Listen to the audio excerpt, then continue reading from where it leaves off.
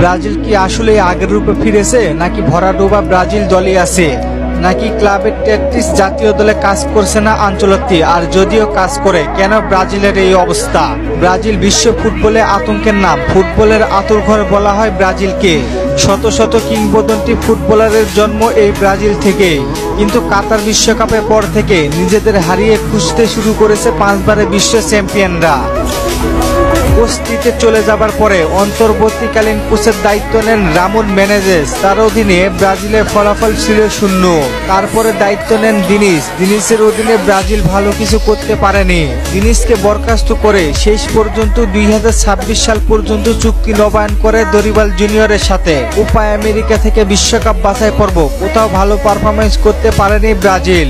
দরিবালের অধীনে বিশ্বকাপ খেলা নিয়ে অনিশ্চয়তা ছিল তাদের। দরিবালের অধীনে একে তো বিশ্বকাপ খেলা নিয়ে ছিল সংশয়, তার মধ্যে ফিফা র্যাঙ্কিং এ ছিল সবার পিছনে।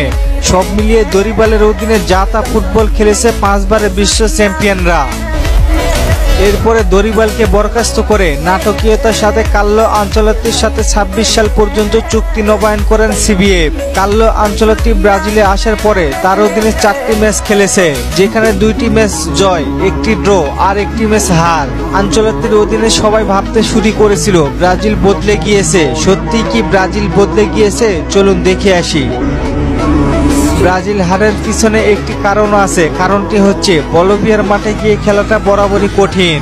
সমুদ্র পৃষ্ঠ থেকে 4088 ফুট উপরে, সেই মাঠে অক্সিজেনের অনেক অভাব হয় প্লেয়ারদের। এই কারণে ল্যাটিন আমেরিকার এই মাঠে খেলতে ভয় পায় সবাই। আপনারা দেখেছেন বলিভিয়ার বিপক্ষে ব্রাজিল নিজেদের স্বাভাবিক খেলাটাই খেলতে পারেনি।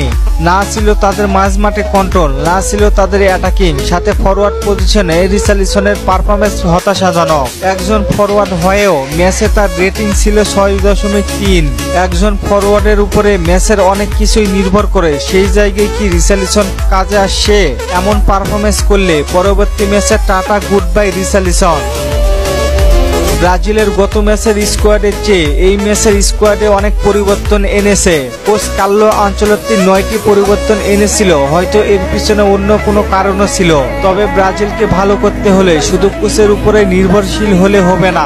আর কার্লো আনচেলত্তি আশায় যে সবকিছু একসাথে পরিবর্তন হয়ে যাবে, বিষয়টা এমন না। কি মনে হয়, কার্লো আনচেলত্তি কি পেরেছেন ব্রাজিলকে আগের রূপে ফিরিয়ে দিতে? জানিয়ে দিন কমেন্ট করে।